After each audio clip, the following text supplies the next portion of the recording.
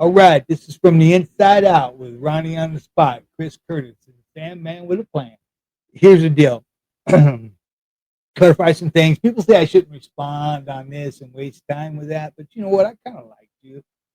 I'll be honest with you. I like to address issues, and I'm in contact with all kinds of different people in the California system, the Oregon system, the federal system. I got people getting at me from all around, and they hear things in there too. That's what makes their get down, right? So some of their people are seeing comments on here, and they're talking to them, and they're responding to it. That'll get down, and it funnels back to me, and I like to get on here and address it, and the whole back and forth thing. Okay, so the Dubs thing. I'm done with Dubs. All right. Right now, it's reached a point to where his trolls and his guys are easy to recognize, and I'm just going to go ahead and spit them out, block them, get rid of them. I don't need them. Pretty much done with Dubs. He had his opportunity to go ahead and do whatever. He chose not to, and I ain't holding it against him. You know what I mean? Looks like we both got a little mileage out of it. And everybody says, "Oh, you see, your ratings went up when you got Dub's name in it." No, he's not that fucking popular. A lot of his shit bots. I already been told how to spot the bot, and he's got a lot of bots on there. Again, I don't even know what a bot is. It's just dude said it like it was like he had shit in his mouth when he said bots. I don't know. He was comparing how many people get on his lives versus how many this and that. And he's doing this whole number analogy to me. And I'm just nodding, okay, yeah, yeah, yeah. Like it makes sense. It didn't make a bit of fucking sense to me. But for those of you who knows what bots are and everything, well, then, iRobot, whatever, R2D2, whatever it is, he can have them if he wants to have a robotic fucking vacuum cleaner. He can have bots there too. It doesn't matter to me, right? So some of his viewers are here and they're viewing both channels, and I'm with that too. I'm over the Dubs thing. Um, People wonder, well, why did that even upset you, Ronnie? Or it did upset me. I ain't gonna lie. All right, it upset me. And why did it upset me? Because I've explained everything about the ride, the NLR, and all of that, right? I showed you guys where I never walked off. Okay, ride has always been an open kind of thing. You could do what you want until they decided to try to get serious about the whole prison game thing. And then when the RICO came down and all of that, they're going, whoa, whoa, whoa, what the fuck is this, right? Most of them riders weren't ready for what was coming down the pipe. And rightfully so, the AB tried to tell them, hey, look, you need guidance. And we're here to give you that. We're not trying to tell you can't be a tip. We're not trying to tell you any of that. We're saying we've been through what you're getting ready to go through, and you need somebody to steer the ship. Okay, that was their position. But we know there was really a hidden agenda. There always is. There's always a hidden agenda.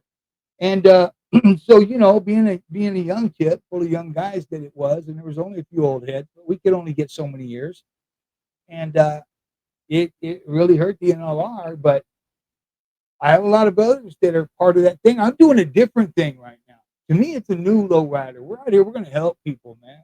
Tired of killing people. Tired of jumping dudes and doing. I'm just tired of being tired, man. When it comes to all of that.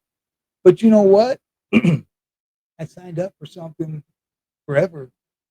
So when you sign up for something forever and you're serious about what you are, you may not like where it is now, but you can change what that is. That's a great thing about tomorrow, is you can always make it different than the day before. Those are your choices, right? So I'm doing what I'm doing, right? And they say, well, you can't act this way and go in. I can't. Why can't I? I'm doing it. All right. I'm doing it. I'm not going to give up who I am. I can comfortably look myself in the mirror and know that I'm real with everybody that meets me, man. And I don't get on here and claim that there's no flaws in my character. Look, I can be pretty fucked up at times. Is what it is. Um, so I still talk to dudes, but so when he got on there and he said some things disrespectful about the ride, I took offense to it because those guys are still my comrades. All right. I may not be willing to get into a bunch of trouble for no reason or anything like that. And I don't have to worry about saying that. Now, it took me a while to get used to this. If I'm not committing no crimes and I'm not doing no foul shit in society, it's not illegal to be a member of anything. The minute you start doing things to advance things for that tip that are illegal, now you're treading in some fucked up waters. Not just fucking deep, but it's murky, and you're opening up a whole can of worms. I've opened that fucking can of worms before, and it ain't pretty. But in any event, people like me don't often get do-overs in life, and I am not going to do a damn thing out here that says to that man that stood up there and let me go that the next guy gets in front of him don't get to go home, because when I let Ronnie out, he got out there and shot so and so in his forehead over a cup of milk, you know. And so it's not going to be me. I'm not going to ruin nothing for that next guy. But I also, man, I ain't going to sit out here and tell you that I'm going to dance around the boulevard dropping daisies and whatnot. It's not going to happen either. I'm not a flower child, you know. The makeup of who I am today is a whole life full of experiences. I even had a guy come on here and say, "Oh, you like to talk about yourself." Isn't that the fucking point? That's the same guy that says you're unintelligent. And then he comes and tells me, "You sure talk a lot about yourself a lot." I'm getting on here and telling my stories. That's the point. That's been the point. I mean, maybe he's the one that's ignorant. And yeah, I do pat myself on the back a lot. Maybe if you have a couple accomplishments in your life, you can do the same thing. And tell them, don't knock me for being proud of some of the things I've done, just because you haven't done a damn thing to be proud of yourself. The minute you do, you'll understand why I like to pat myself on the back. Being in prison and doing all the law stuff that I did, becoming a drug and alcohol counselor, writing several books, writing programs. Hey, good fucking job, Ronnie. People are going home because of the shit you did. People's wives are hugging them in the parking lot in all these prisons, 50-50, SNY, GP, the whole alphabet game, because of some of the stuff I've done. So, do I pat myself on the back? You better believe it. Matter of fact, double-handed pat. Good job, Ronnie. Yeah, I love it. If you don't like it, hey, fuck you. Eat your mush and hush. Do something different with your life. Do something you can pat yourself on the back for. Till then, don't knock me. And I'm not upset about any of it. This is content. People on here are going to hear it. Now, this could be a short get down tonight, right? Because I got some things coming. What it is I got somebody calling from Hawaii to talk to us about Maui, what went on with the fires there, and the parallels with all of a sudden the water not working and whatnot, with what went on with the LA fires, the specific Palisade fires, and the water's not there. And then afterwards, all of a sudden, the governor's people want to buy all this land up, this prime property from people after they burn them out. And it looks like the same thing might be going on in Maui right now. And then also, there's a whole lot of other stuff going on that makes you wonder: is there a Hawaiian genocide taking place right now, and nobody's even looking? We don't know. So Hawaii is going to come on, and then Thursday, a lot of shit's been talked. SNY this, 50-50 that, GP that, and you got dudes call in talking about their gangsters and all of that, and they were GP and all of that. Let me tell you something. When GP was rough and all of that, and GP was all that, I was pulling from GPs. All right, not you, I was. Now, I got a call tonight from Lancaster. Okay, the guy that called me is Frank. Okay, NLR, and he was in Calipat, and AB Turtle, he's the one that hit AB Turtle on the iron pile and put him in a wheelchair for the rest of his life. Okay. And then Frank had B Yard, and he literally walked off B Yard when he had the keys. He just got tired of everything. And he was on B Yard, and he told me that. I said, "Hey, Frank, what made you walk off of that fucking yard? You had the keys to level 4 yard Lancaster. It was a vicious yard. And it's where Blinky ended up going. And you had that yard, and in the middle of the best of times, you walked off." And he said, "Ronnie," he goes, "I'm a lifer. And My wife asked me, he goes, my whole life I could never understand when she would say stuff, but she asked me that night, um, did I love my family? You know? And when he asked her why, she said, because you choose to stay over there where you can't go home and be a part of all of that. And you're never going home from over there. And then you want to get on this phone and tell me you love me. And she said, if you want to go home, you need to get yourself someplace where you can go home and start putting your family first. If you can't do that, I don't ever want to hear I love you on the phone no more. And he said that when that call was done and he hung up the phone, he decided that night that he was done. He didn't want the fucking keys no more. And look, nobody knew anything. He was not in no hot water. He was not in nothing. He just was forced with this decision. He's a lifer. Got to go to board. Never going to get out if he stays over there and stays doing the same old shit. And this dude's a dangerous fucking cat, man. And he walked off, man, and he walked in. He's over on C yard now. They walked him from B yard to C yard. And that's where he's at. And he's doing what I did to try to go home. So he called me tonight, man, and I asked him those questions because I told him we got to let freaks and weirdos chiming in like they fucking know something. And they think that the GPs and all that nowadays in them pins are all that. I said, they're turning these level 4s into 50-50 yards right now, aren't they, bro? He told me they sure are. They're trying it on this one. I go, so how's that going? He said, I'll be honest with you, Ronnie. He goes, the first 5 or 6 buses that got here, these dudes that are on these yards, these SNYs, 2.5ers and all that, they butchered those dudes. They were sending them GT dudes out of here in tears, butchered. And words all around. It's the truth. You can check on it. CR Lancaster. My program's there. That's why he calls me. I'm trying to help these other dudes that want to go home and went over there for that reason to get out.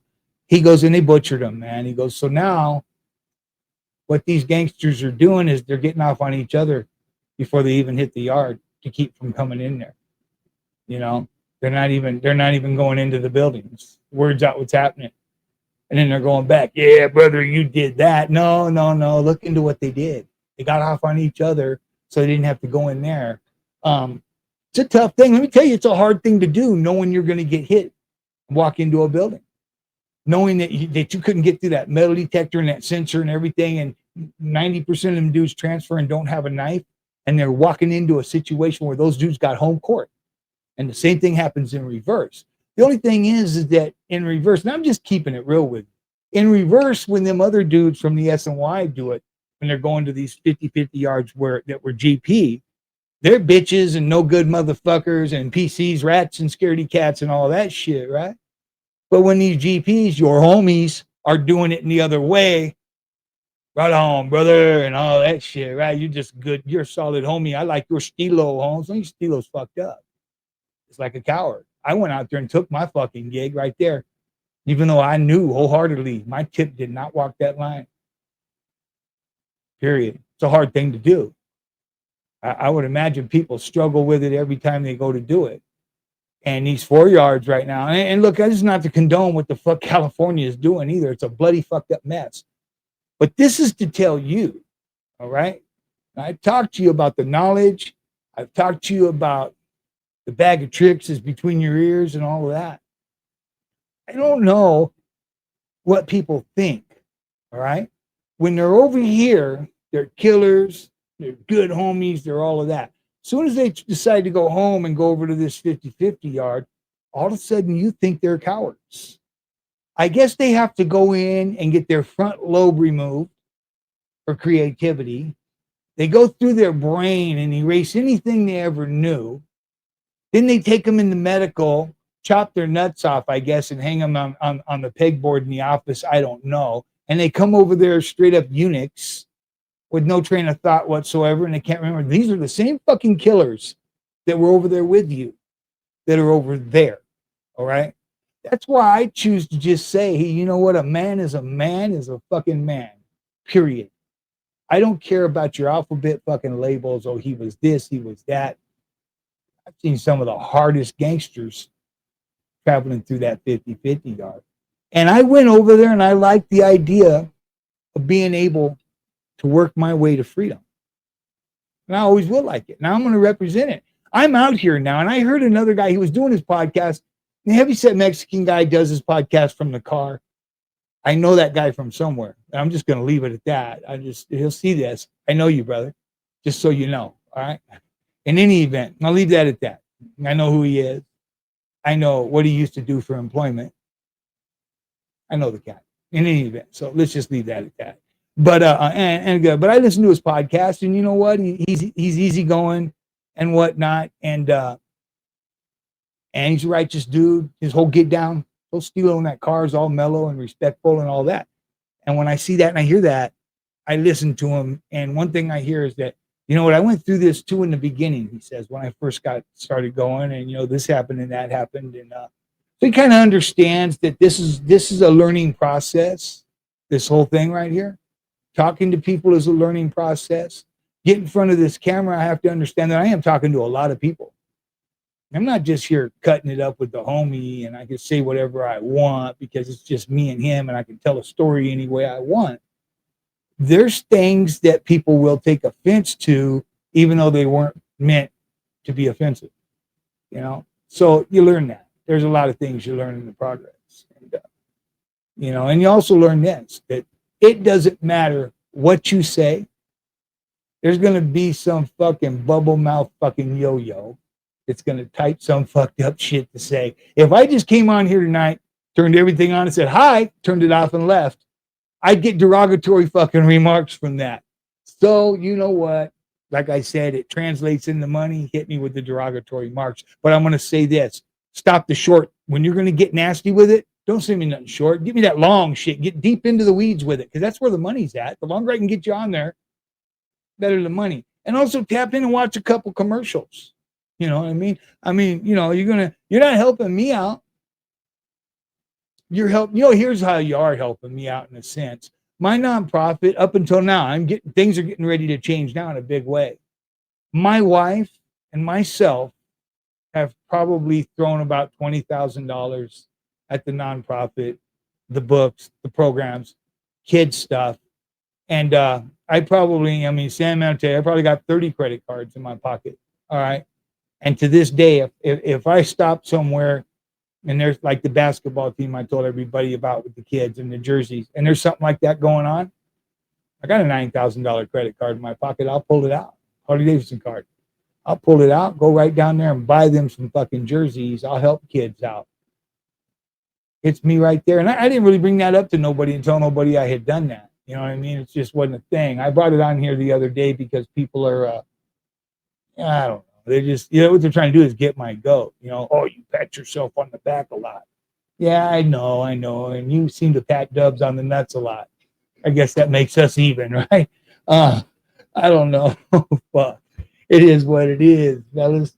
You guys are trolls and all that. And I don't want to get into the name calling either. And I did say I'm going to get away from Dubs, and I am. And I got a lot of good shit coming down the pipe. Tomorrow I go down, I turn in all the paperwork and everything to the state lottery department, investigations, all that goes through. My license comes. I got the Harley Davidson, 2025 Harley Davidson, first prize. I got a $3,500 laptop. Good fucking laptop. That's prize 2.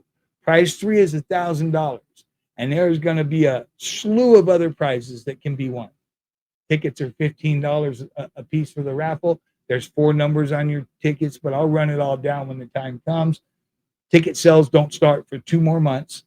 You know, what the tickets say, all that has to get printed up and all that. And the raffle machine has to get purchased. And this, again, comes out of my pocket. But I'll get that back, though. In any event, so that'll be happening. We're going to talk about the Hawaiian genocide thing coming up here in a minute. Actually, about another 5 minutes. I'm going to have to cut this off in a second.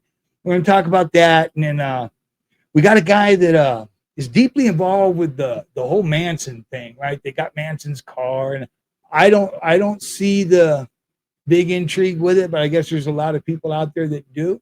So I'm going to bring the segment on here. I think we already have one thing filmed that we haven't dropped yet, but we'll drop that. And then there's other ones. Dude that does murder memorabilia. He's the number one thing. I guess there's a big thing on that too. So it ain't my thing, but you know what? Audience might be interested in it. So I'm going to throw it out there. There's other things coming on. And Thursday night, we're going to have calls coming in from California. However, not we're going live, and they're going to call in live, and they're going to talk about things, and we're going to get the real skinny on how things are going down today in that prison system. Not from these yo-yos that are out here lying about it. We might even put a couple dudes' names out there to see if these guys in SNY know them, and they could tell us about it. My guess is that they weren't that popular in GP. They probably weren't that popular in SNY, but you never know. In any event, let me let you cats go, and I appreciate your time. Do this for me. Hit like, hit subscribe, hit the 2 snow cones in the moon pie or whatever there is across the bottom, fancy shit. All the bells and whistles. Do that for us, man. That's what makes it real. That's what helps the nonprofit, and that money goes to help these kids and your homies who are in prison. Late.